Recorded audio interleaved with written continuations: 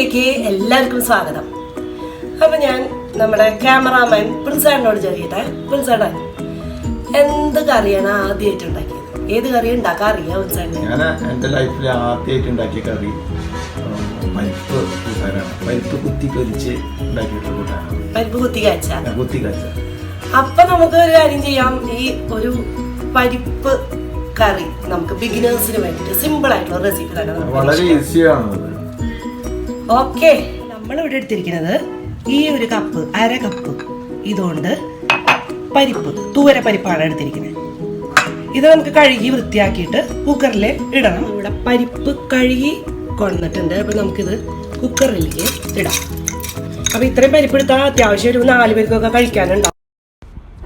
അര കപ്പിന് നമുക്കൊരു 2 ഗ്ലാസ് വെള്ളം ഒഴിക്കാം.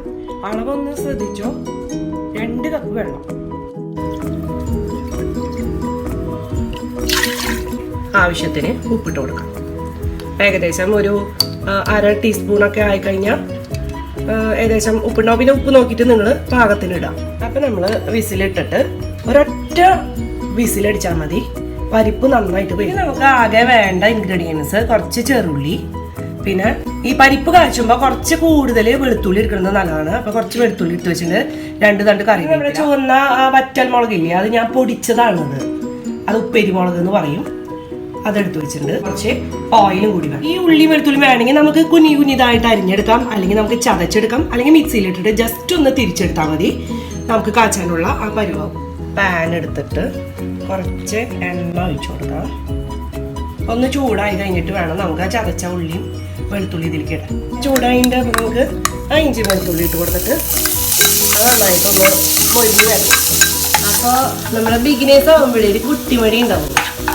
അപ്പോൾ ഇവിടെ ഞാൻ പലരും ചെയ്യുന്ന കണ്ടിട്ടുള്ളതാണ്. ഇത് നമ്മൾ മൊരിഞ്ഞ് കഴിഞ്ഞ് കഴിഞ്ഞാൽ ഇതിൽ മുളകൊക്കെ ഇട്ടിട്ട് നേരെ കുക്കറിലേക്ക് ഇടുന്നതാണ്. അതങ്ങനെ ചെയ്താലും ടേസ്റ്റിന് കുറവൊന്നുമില്ല. പക്ഷെ ശരിക്കും പണ്ടത്തെ അമ്മാമ്മമാര് ചെയ്യുന്ന രീതി ഞാൻ പഠിപ്പിക്കുമ്പോൾ ശരിക്കും പഠിപ്പിക്കണ്ട. അപ്പോൾ നമ്മൾ പണ്ടത്തെ രീതി എങ്ങനെയാണെന്ന് വെച്ച് കഴിഞ്ഞാൽ ഇതിൽ നമ്മൾ ഇത് മൊരിഞ്ഞ് കഴിഞ്ഞ് കഴിഞ്ഞാൽ നമ്മൾ മുളകും വേപ്പിലൊക്കെ ഇട്ട് അതിലേക്ക് നമ്മൾ ഒഴിച്ച് ഒന്ന് തിളപ്പിച്ച് കഴിഞ്ഞാൽ ഒന്നുകൂടി ടേസ്റ്റ് ഉണ്ട്. ഇതൊക്കെ പകുതി മൊരിഞ്ഞിട്ടുണ്ട്. അപ്പോൾ നമുക്ക് ഈ രണ്ട് കറിവേപ്പില ഇട്ട് കൊടുക്കാം.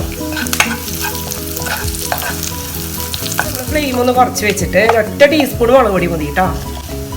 എനിക്കൊന്ന് ആഡ് ചെയ്തിട്ട് ഒന്ന് 1 മിനിറ്റ് ഇത് ഒന്ന് മൊരിയണ പോലെ നമുക്ക് ഫ്രൈ ആക്കാം. പിന്നെ നമുക്കൊരു കുത്തണ ഒരു മണം വരും, ഒരു തുമ്മലൊക്കെ വരുന്ന ആ ഒരു സ്റ്റേജിൽ ഇത് കറക്റ്റ് അതിൻ്റെ മൂപ്പ് പാകമായിട്ട്.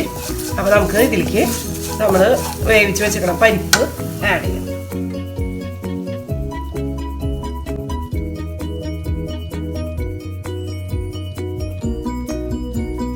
പരിപ്പ് റെഡിയായി കഴിഞ്ഞു. ഇനി ഒരു 2 മിനിറ്റ് ഇതിലൊന്ന് തിളച്ച് കഴിഞ്ഞ് കഴിഞ്ഞാൽ നല്ല ടേസ്റ്റ്.